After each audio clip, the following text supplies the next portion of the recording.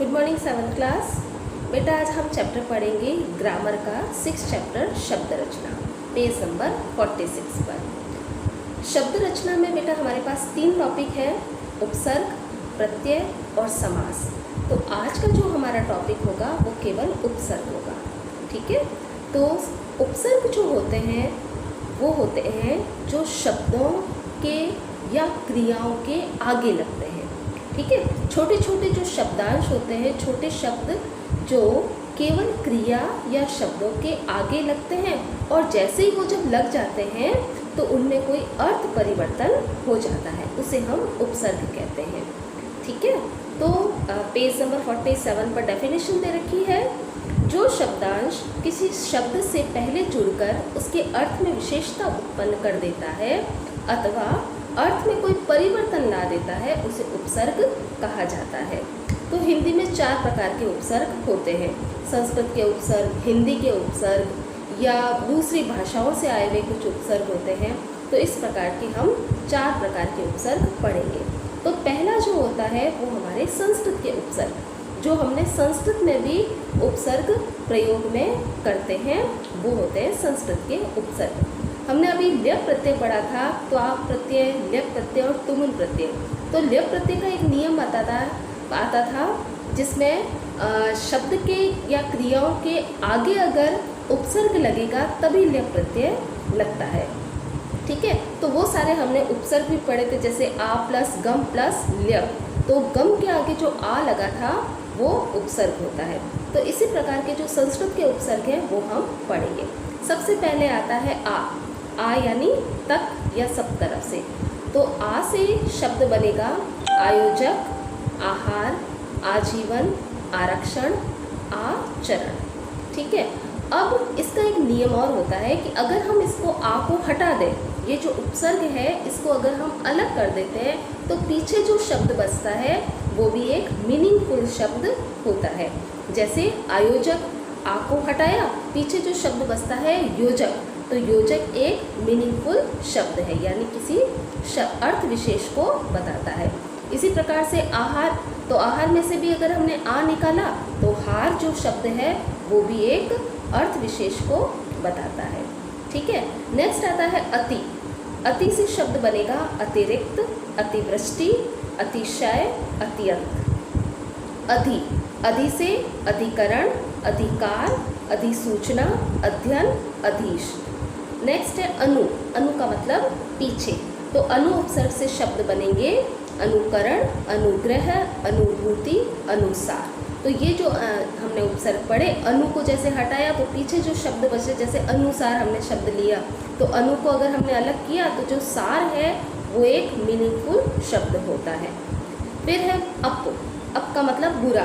तो शब्द बनता है अपहरण, अपकार, अपशकुन, अपवाद। अव से शब्द बनेगा अवशेष, अवनति, अवसर, अवचेतन, अवलंब, अवकाश। अभि से शब्द बनेगा अभिप्राय, अभिमान, अभ्यास, अभिलाषा।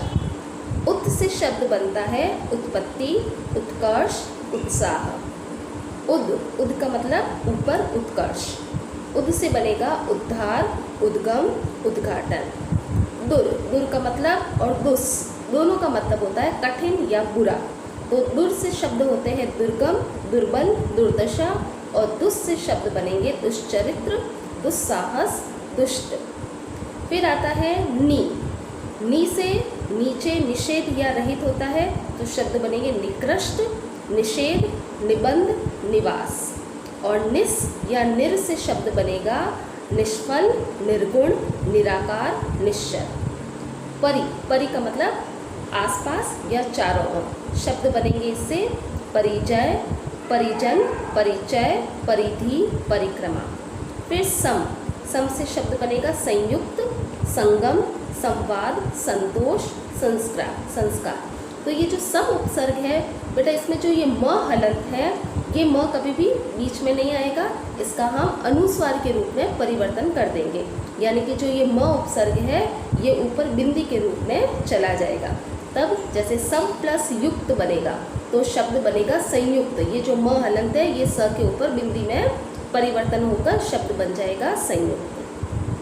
सु का मतलब श्रेष्ठ या अच्छा, तो सुपात्र, सुगंध, सुअवसर, सुदर्शन, सुयश। उप से शब्द बनेंगे उपसचिव, उपहार, उपप्रधान। परा से परास्त, पराभूत, पराकाष्ठा। प्र से शब्द बनेगा प्रक्रिया, प्रताप, प्रख्यात, प्रभेद। प्रति से शब्द बनेगा प्रतिक्षण, प्रतिरोध, प्रतिस्पर्धा, प्रत्युत्तर, प्रतिवादी। वी से बनेगा विशेष, विज्ञान, विनाश, विश्व। तो ये तो हमारे थे संस्कृत के उपसर्ग। नेक्स्ट आते हैं हमारे हिंदी के उपसर्ग, जो केवल हिंदी में ही हम इनको प्रयोग में करते हैं। अ या अन, तो इनसे शब्द बनेगा अडिग, अमिट, अचूक, अनजान, अनचाहा, अनहोनी। फिर आता है अध का मतलब आधा। अध खिला यानी आधा खिला हुआ, तो अध को आगे निकाल दिया बाहर, तो पीछे खिला जो शेष है रहता है शब्द, वो भी एक मीनिंगफुल शब्द होता है। अध जला यानी आधा जला हुआ, अध कचरा, अध पका। दू का मतलब होता है बुरा या हीन, तो इससे शब्द बनेगा दुबला, दुसाध्य, दुकाल। नी का मतलब रहित, शब्द बनेगा निकम्मा, निडर, निपुता, निबल, निहत्ता। पर से बनेगा परदादा, परलोक, परोपदेश, परहित। बिन से शब्द बनेगा बिन कहे, बिन खाए, बिन जाने, बिन बोया, बिन ब्याहा, बिन सोचे। भर से बनेगा भरपेट, भरपूर, भरपाई, बरसक। उन से बनेगा 49, 69, 19। कु से शब्द बनेगा कुपात्र, कुपूत, कुचाल। एंड सु या स, इससे शब्द बनेगा सुकर्म, सुपूत, सुलेख, सरस, सजग। नेक्स्ट है आगत उपसर्ग। आगत उपसर्ग का मतलब जो बाहर की भाषाओं से कुछ उपसर्ग काम में लिए गए हैं, जैसे उर्दू, फारसी या अंग्रेजी के उपसर्ग होते हैं। जैसे बद से शब्द बनेगा बदनाम, बदतमीज, बदचलन। बे से बेकाबू, बेअदब, बेचैन, बेकायदा। कम से कम कीमत, कम उम्र, कम अक्ल। खुश से बनेगा खुशकिस्मत, खुश मिजाज, खुश दिल। गैर से बनेगा गैर ज़रूरी, गैर वाजिब, गैर मौजूदगी। ना से शब्द बनेगा नाराज़, नापसंद, नाचीज़, नादान। ला से बनेगा लापता, लापरवाह, लाइलाज। डिप्टी, ये इंग्लिश के हैं, तो डिप्टी से बनेगा डिप्टी कमिश्नर, डिप्टी मैनेजर। सब से बनेगा sub committee, sub division, sub inspector. Head से बनेगा हेड मास्टर, हेड क्लर्क। तो ये जो हमने उपसर्ग पढ़े, ये कुछ उर्दू के, कुछ फारसी के और कुछ इंग्लिश भाषा के उपसर्ग थे। फिर उपसर्ग की तरह उपयोग में आने वाले संस्कृत के अव्यय और विशेषण। कुछ ऐसे उपसर्ग हैं जो संस्कृत में हम अव्यय के रूप में भी काम में लेते हैं।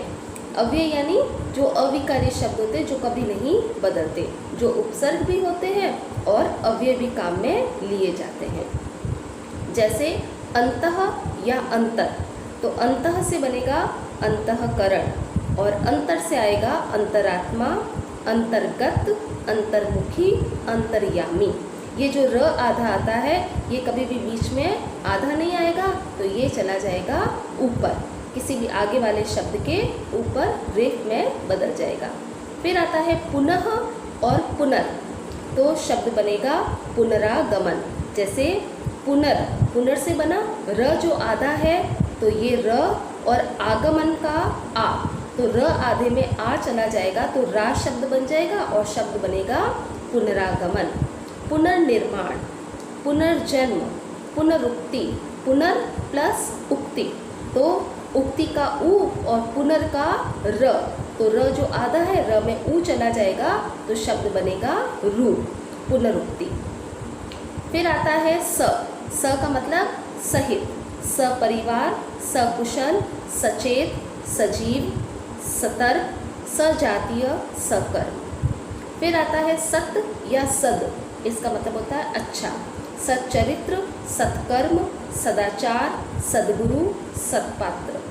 सह, सह का मतलब साथ में। हमारे संस्कृत में भी ये सह शब्द का बहुत काफ़ी बार प्रयोग हो चुका है। सह का जहाँ पर भी प्रयोग होता है वहाँ तृतीय विभक्ति लगती है। तो सह से शब्द बनता है सहचर, सहोदर, सहपाठी, सहकारी। स्व, स्व का मतलब अपना। स्वच्छंद, स्वजन, स्वतंत्र, स्वदेश, स्वभाव, स्वरूप।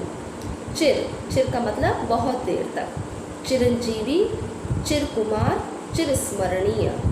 अधः, अधः का मतलब नीचे। अधपतन, अधोगति, अधोमुख। स्वयं, स्वयं से बनेगा स्वयंभू, स्वयंवर, स्वयमेव। और आत्म, आत्म यानी अपना। तो आत्मचरित्र, आत्मज्ञान और आत्मरक्षा। तो बेटा ये हमने पढ़े उपसर्ग। अब हम उपसर्ग से रिलेटेड ही कुछ एक्सरसाइज भी करेंगे। पेज नंबर 53 पर दे रखे हैं। तो फर्स्ट जो एक्सरसाइज का क्वेश्चन है वो देखिए।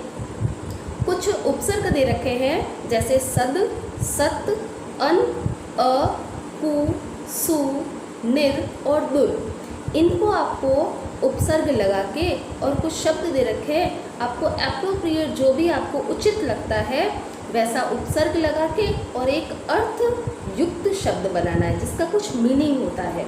ठीक है, जैसे पुत्र, पुत्र के आगे हमने सु लगाया यहाँ पर, तो सुपुत्र बना। अब पुत्र के आगे अ नहीं लग सकता, अपुत्र नहीं होता कोई शब्द, या निर नहीं लग सकता, निर्पुत्र कोई शब्द नहीं होता, है ना। इसके आगे हम कु लगा सकते हैं, कुपुत्र एक शब्द बन सकता है। तो इसी तरीके से कुछ अर्थयुक्त शब्द हमें तैयार करने हैं। जैसे अनदेखा, अनदेखा के आगे हमने अन लगाया तो शब्द बना, देखा के आगे अन लगाया तो शब्द बन गया अनदेखा। इसी तरीके से व्यवहार, व्यवहार के आगे दुर लगाएंगे तो शब्द बनेगा दुर्व्यवहार। जन, जन के आगे सत लगाएंगे तो शब्द बनेगा सज्जन। शांत, शांत के आगे अ लगाएंगे तो शब्द बन जाएगा अशांत। संगति, संगति के आगे सत लगाया तो शब्द बनेगा सत्संगति। संगति के आगे अगर हम कु भी लगा सकते हैं तो शब्द बनेगा कुसंगति। इसी तरीके से स्पष्ट, स्पष्ट में अगर हम अ लगाएंगे तो शब्द बनेगा अस्पष्ट।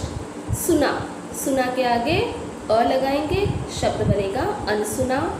अपराध, अपराध के आगे निर लगेगा तो शब्द बनेगा निरपराध। गति, गति से आगे लगाएंगे दुर तो शब्द बनेगा दुर्गति। आकार, आकार में आगे निर लगाएंगे शब्द बनेगा निराकार। एंड लास्ट संतोष, संतोष के आगे अ लगेगा तो शब्द बनेगा असंतोष। तो ये हमारा फर्स्ट क्वेश्चन जिसमें हमने कुछ शब्दों के आगे उचित उपसर्ग लगाए थे, तब हमारा एक अर्थयुक्त शब्द तैयार हुआ था। सेकंड क्वेश्चन है, कुछ शब्द दे रखे हैं, अब इनमें से हमें केवल उपसर्ग को छाट के अलग करना है। जैसे अधिनायक, अधिनायक में अधि उपसर्ग आ गया और पीछे नायक शेष रहता है तो नायक भी अर्थफुल शब्द है, मीनिंगफुल शब्द है। ठीक है, तो इसमें हमारा उपसर्ग निकला अधि। इसी तरीके से दुर्गम, दुर्गम में उपसर्ग निकलेगा दुर। सकर्मक, सकर्मक में स उपसर्ग निकलेगा। स्वागत, स्वागत में सु उपसर्ग है। यहाँ पर एक संधि होती है यण संधि, तो सु प्लस आगत शब्द बनता है तब एक शब्द बन जाता है स्वागत। नेक्स्ट है निर्भय, निर्भय में निर उपसर्ग आता है। सदगति में सद उपसर्ग। पुनर्विचार में पुनर, विकल्प में वि, अंतर्यामी में अंतर, हर दिल में हर और गैर कानूनी में गैर उपसर्ग आ जाएगा। थर्ड क्वेश्चन है हमारा, कुछ ब्रैकेट में शब्द दे रखे, अब इनके आगे वही हमें उपयुक्त उपसर्ग लगाना है और एक सेंटेंस को कंप्लीट करना है। जैसे जल के लिए अनेक प्रयास किए जा रहे हैं, ब्रैकेट में दे रखा है रक्षण, तो जल के रक्षण के लिए अनेक प्रयास किए जा रहे हैं। अब केवल हमें रक्षण नहीं लिखना है, हमें उसके आगे कुछ एक उचित उपसर्ग लगाना पड़ेगा। तो हम शब्द लगाएंगे सम उपसर्ग, तब शब्द बनेगा संरक्षण। तो सेंटेंस तैयार होता है हमारा, जल के संरक्षण के लिए अनेक प्रयास किए जा रहे हैं। सेकंड है 26 जनवरी को संस्थाओं में भी ध्वजारोहण होता है और शब्द दे रखा है सरकारी। तो सरकारी का मतलब गवर्नमेंट, और अगर इसके आगे हम गैर सरकारी लगाएंगे तो इसका मतलब हो जाएगा प्राइवेट। ठीक है, तो हमारा सेंटेंस बनेगा 26 जनवरी को गैर सरकारी संस्थाओं में भी ध्वजारोहण होता है। गैर सरकारी यानी प्राइवेट जो संस्थाएं होती है वहाँ पर भी ध्वजारोहण होता है। नेक्स्ट है समय है, ब्रैकेट में दे रखा है मूल्य, तो इसके आगे अगर हम बहु लगाएंगे तो शब्द बनेगा समय बहुमूल्य है। नेक्स्ट, बच्चों के मन में झूलों के प्रति होता है, कर्षण लिखा हुआ है, तो कर्षण के आगे अगर हम आ लगाते हैं तो शब्द बनता है आकर्षण और सेंटेंस बनेगा बच्चों के मन में झूलों के प्रति आकर्षण होता है। नेक्स्ट है चंद्रशेखर आज़ाद ने लोगों के मन पर छाप छोड़ी, मिट लिखा हुआ है, मिट के आगे अगर हम अ लगाएंगे तो शब्द बनेगा अमिट। तो चंद्रशेखर आज़ाद ने लोगों के मन पर अमिट छाप छोड़ी, यानी जो मिटने वाली नहीं होती है। एंड लास्ट है न्यायालय ने उनको बरी कर दिया, इज्जत, इज्जत के आगे अगर हम बा लगाएंगे तो शब्द बनेगा बाइज्जत बरी कर दिया। तो ये हमारे सारे उपसर्ग। अब बेटा आपको एक बार उपसर्ग का जितना भी ये जो कंटेंट है ये आपको बुक में अच्छे से पढ़ना है। उसके बाद इसकी एक्सरसाइज आपको समझ के पीडीएफ आप बाद में देखेंगे, पहले इस एक्सरसाइज को अपने आप करने की कोशिश करेंगे। ठीक है, अगर ये करने में कहीं ना कहीं सफल होते हैं उसके बाद आप पीडीएफ देखकर आप एक बार उससे मैच करना कि आपने कितना सही किया है और कितना गलत। ठीक है, तो अपने आप करके एक बार ट्राई करना और उसके बाद पीडीएफ की सहायता से आप इसको एक्सरसाइज को ओनली बुक में ही इसको करनी है। ठीक है।